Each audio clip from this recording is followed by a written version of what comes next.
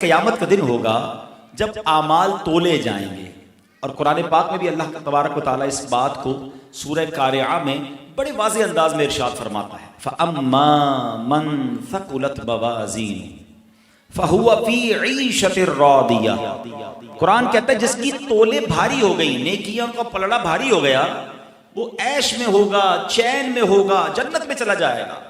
مگر اس کے برعکس، اس کے اپوزٹ، وَأَمَّا مَنْ خَفَّتْ مَوَازِينُهُ، جس کی تولے ہلکی پڑ گئی، جس کی نیکیاں کم گنا زیادہ، وَأُمُّهُ حَاوِيَةٌ، وہ حاویہ میں جائے گا، وَمَا أَدْرَاكَ مَا هِيَ نَارٌ حَامِيَةٌ۔ قرآن کہتا ہے بھڑکتی ہوئی آگ میں اسے ڈالا جائے گا۔ اٹ مینز اس دن ایک بیلنس شیٹ بنے گی، اس دن حساب ہوگا، نیکیاں زیادہ تو جنت میں، نیکیاں کم اور گناہ زیادہ تو دوزخ میں۔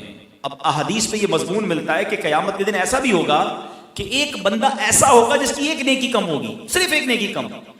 اب وہ مارا مارا پھرے گا، اپنی ماں کے پاس جائے گا، اپنے والد کے پاس جائے گا، دوستوں کے پاس جائے گا، تم پر میں نے اتنے احسان کیا، آج ایک نیکی دے دو۔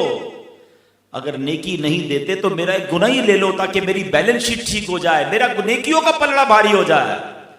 مگر اس دن نہ ماں کام آئے گی، نہ والد کام آئے گا، نہ دوست کام آئیں گے۔ اسی طرح بچے کے پاس ماں آئے گی، بیٹے کے پاس باپ آئے گا، مگر وہ بھی ایک دوسرے کو کوئی نیکی دینے کے لیے یا گناہ کا بوجھ لینے کے لیے تیار نہیں ہوگا۔ اب ذرا ایسا سینیریو ہو، مجھے بتائیے اس بندے کو قیامت کے دن کتنی حسرت ہوگی کہ یار ایک نیکی، کاش میں دنیا میں اور درود پڑھ لیتا، کچھ نوافل پڑھ لیتا، تھوڑی تلاوت کر لیتا، یا میں جو گناہ کرتا تھا ان میں سے کچھ گناہ ہی کم کر دیتا تاکہ میری نیکیوں کا پلڑا بھاری ہو جاتا۔